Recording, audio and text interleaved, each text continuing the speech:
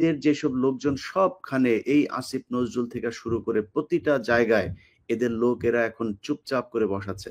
আপনি প্রথম আলোর সামনে যেটা হয়েছে দেখেন, এটা যদি কালকে আসিফ নজরুলের বাসা ঘেরাওয়ের কর্মসূচিও দেওয়া হতো না, এত পুলিশ আসতো না, এত গ্যাঞ্জাম করতো না। কালবেলা সন্তোষ শর্মা, এইসব সিনালি নাটক আমরা বুঝি। তো মনে রাখা হবে এদের যে উপদেষ্টারা এখন এইসব করছে, এই সন্তোষ শর্মা থেকে শুরু করে প্রথম আলো, ডেইলি স্টারকে যারা বাঁচাচ্ছে, তারা একসময় এই এত প্রভাবশালী থাকবে না। অতএব যখন প্রভাবশালী থাকবে না, আমরা এগুলো তাদেরকে ফেরত দিয়ে দিব।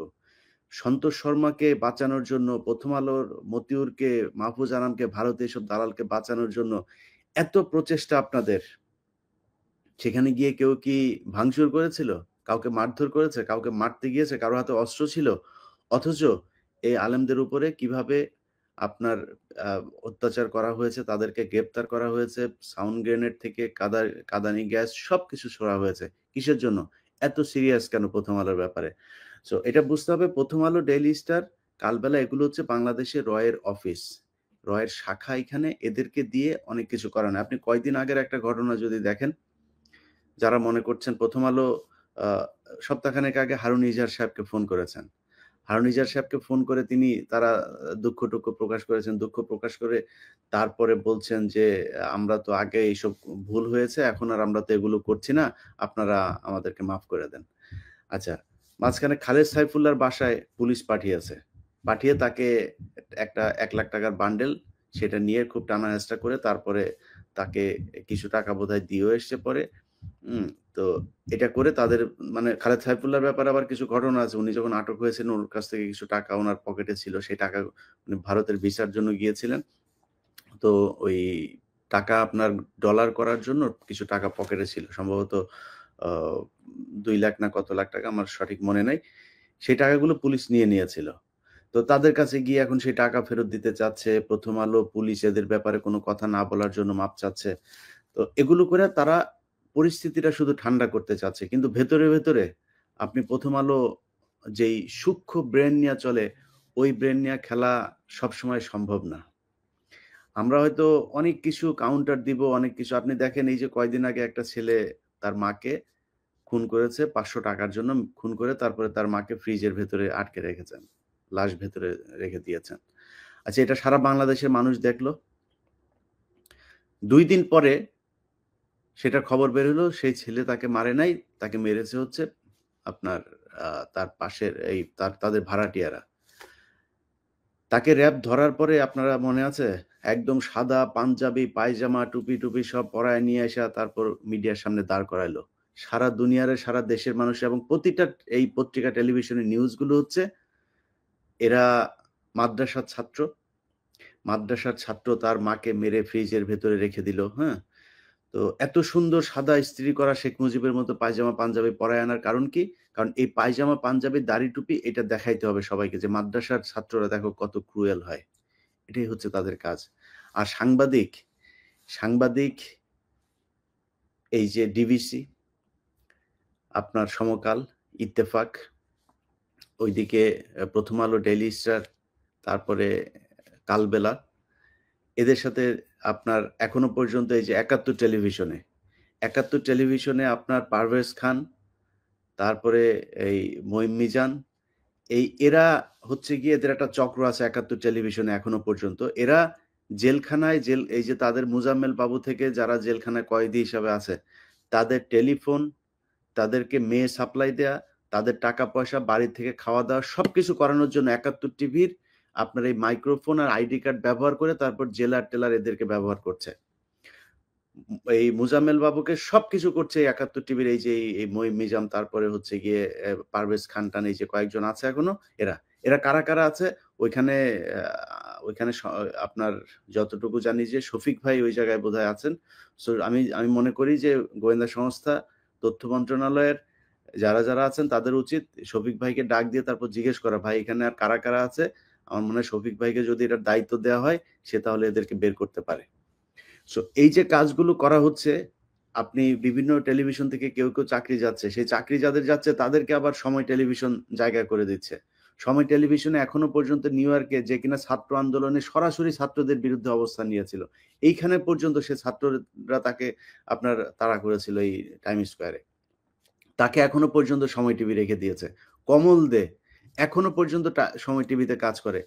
তারা কাউকে বাদ তো দেয় নাই, বরং সময় টেলিভিশন যারা যারা এই আপনার আওয়ামী মানে মনোভাবাপন্ন তাদেরকে বিভিন্ন টেলিভিশন থেকে বাদ দেওয়ার পরে সময় টিভি তাদেরকে এই টেলিভিশনে এনে জায়গা দিচ্ছে। এই হচ্ছে গিয়ে বর্তমানে বাংলাদেশের গণমাধ্যমের কাজ। সো তারা এই ধরনের দাড়ি টুপি খুব মানে কি বলবো যে এটা মানে অর্গানাইজড একটা ওয়েতে মানুষকে দেখানোর চেষ্টা করছে যে আপনার দাড়ি টুপিওয়ালারা মাকে খুন করে ফেলতে পারে, তার মানে এরা হচ্ছে বিশাল আকারে ক্রুয়েল। এইভাবে আমাদেরকে মানে জিম্মি করে রাখা হয়েছে।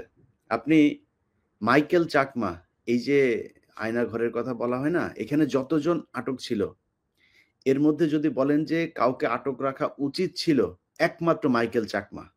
এই মাইকেল চাকমা বের হওয়ার পর থেকে প্রথম আলো, ডেইলি স্টার এরা তাকে নিয়ে একটার পর একটা হাজার হাজার পাহাড়ি বাঙালি যারা থাকে সে বাঙালিদেরকে হত্যার এই কারিগর হচ্ছে এই মাইকেল চাকমা। যতজন বের হয়েছে আয়নাগর থেকে, আপনি প্রথম আলো, ডেইলি স্টার দেখেছেন যে এই জনাব আজমির নিতে বক্তব্য নিতে, হাসিনুরের বক্তব্য নিতে দেখেছেন, মেজর সুমনের বক্তব্য নিতে দেখেছেন? কারোর বক্তব্য নেওয়া হয় নাই। শুধুমাত্র এই মাইকেল চাকমার একটার পর একটা বক্তব্য নেওয়া হচ্ছে। এখন ধরেন হইতে পারে আমরা এই যে সমালোচনাগুলো করছি না, প্রথম আলো তো ধরেন তারা তো মানে মানে বুদ্ধি ছাড়া লোকজনরে তো আর টাকা দিয়ে কেনে নাই। দেখবেন খুব সুন্দর, সুন্দর করে কথা বলতে পারে, চেহারাটাও একটু মোটামুটি মানুষ দেখলে মায়াবী, মায়াবী মনে হয়। এই যে প্রথম আলোর মতিউর রহমান, মাহফুজ আনাম, কি সুন্দর চেহারা, তাই না?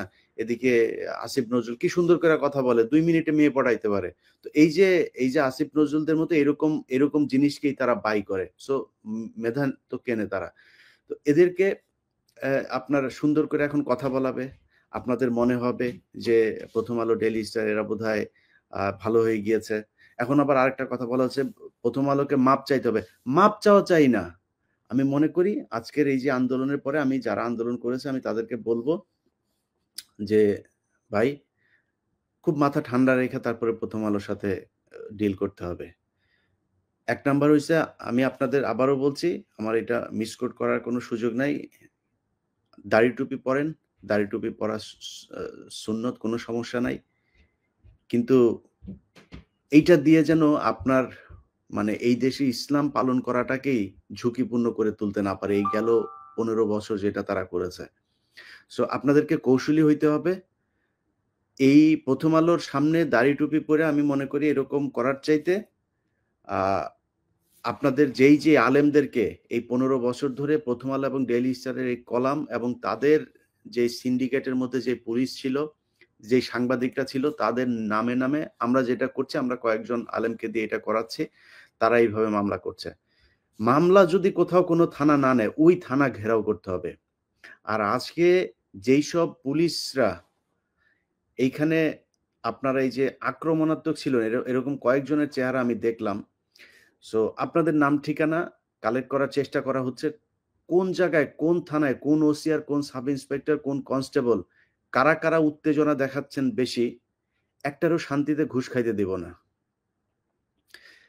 আপনারা যে কি আপনাদের চরিত্র কি এটা কিন্তু আমরা ১৫ বছরে দেখেছি। হঠাৎ করে আপনারা এই ইয়েতে গিয়া সৌদিতে যায় হজ করে তারপরে আগে ছিলেন, এখন মুসলমান হয়ে তারপরে রাসূলের সাহাবী হয়ে গেছেন, এটা কিন্তু আমরা মনে করি না।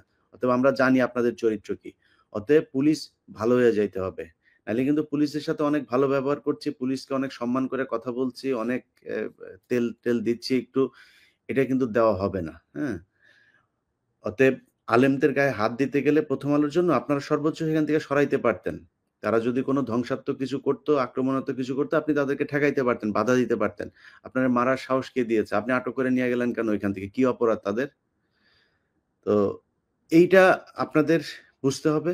যারা আন্দোলন করছেন তাদেরকেও বলবো এবং আলেমদেরকে বলবো যে বিশেষ করে আপনারা আ প্লিজ আপনাদের অনেক কষ্ট করেছেন। আর কিছুদিন কষ্ট করতে হবে। এগুলো করেছে এতদিন ধরে ১৫ বছর ধরে তাদের ব্যাপারে আপনাদেরকে মামলা করতে হবে এবং আইনগতভাবে তাদের মোকাবেলা করতে হবে। আইনগতভাবে খুব স্পষ্টভাবে 'প্রথম আলোর' সম্পাদক থেকে শুরু করে 'প্রথম আলোর' টিপু সুলতান, সাবিয়া আলম থেকে এই ডেইলি স্টারের গোলাম মর্তুজা, মাহফুজ আনাম এরা যারা আপনার এই জঙ্গি নিয়ে কৌশলে আপনাদেরকে ভয় দেখাইতো না? তাদের কলাম লেখার পরপর পুলিশ তাদেরকে ধরেছে। একদম স্পষ্ট আলেমরা আমার কাছে বক্তব্য দিয়েছে যে, 'প্রথম আলোর' এই পত্রিকা সামনে রেখে তারপরে করা হইতো। 'প্রথম আলোর' পত্রিকার এই সাংবাদিক টিপু সুলতান, সাবিয়া আলম, এই ওদিকে হচ্ছে সন্তোষ শর্মা, এরা নিজে উপস্থিত থাকতো এইসব ইন্টারোগেশন এ। সো সেইখানে তারা কি করেছে? এইটাকে আপনার মানে করে গ্রাউন্ড ধরেই অনেক সুন্দর মামলা করা সম্ভব। অতএব ওই মামলায় যাইতে হবে। মামলায় যদি বিচার না হয় ঠিকমতো, মামলায় যদি তাদেরকে শাস্তি দেওয়া না হয়, তাদেরকে আটক করা না হয়, সেটার জন্য আন্দোলন হবে। যে আসামিকে আটক করা হচ্ছে না কেন? এখন তাদের সামনে গেলে তারা এটা দেখাচ্ছে যে গণমাধ্যমের উপরে আর উপদেষ্টা পরিষদে তো বসিয়ে রাখাই হয়েছে। 'প্রথম আলো', 'ডেইলি স্টারের' পেইড যেসব এই যে আসিফ নজরুল, তারপরে মাঝখানে আরেকজন, সবার নাম-টাম বলছি না, বাট মনে রাখবো আমরা ভাই। আপনারা এই ১৫ বছর আপনাদের চেহারা সুরত আমরা দেখি নাই। এখন আইসা যারা এই সন্তোষ শর্মার অফিস ঘেরাও করার কথা বললেই যারা 'প্রথম আলো', 'ডেইলি স্টারের' পক্ষে করছেন, আমি 'প্রথম আলোর' অনুসন্ধানী একটা করার পরে, ডকুমেন্টারি করার পরে যারা 'প্রথম আলোর' পক্ষে এই পোস্ট-টোস্ট করছেন, এগুলো আমরা মনে রাখবো। ঠিক একা যখন থাকবেন না, এই উপদেষ্টা পরিষদ থেকে বের হয়ে যাবেন, তখন কই থাকেন, কেমনে থাকেন, আর কিভাবে আপনারা মান-সম্মান নিয়ে বেঁচে থাকেন, একদম শয়তানি জীবনে যা করছেন সব প্রকাশ করা হবে। তো সেই অপেক্ষায় থাকেন। আ আমি আপনাদের যারা আ সাধারণ মানুষ আছেন, আপনাদের কিছু কথা শুনতে চাই। আজকে অ্যা যেটা দেখেছি আমি ঘুম থেকে ওঠার পরপরই এই অবস্থা দেখব এটা আমি বুঝতে পারি নাই। তো আ কমেন্টে লিংক দেওয়া আছে।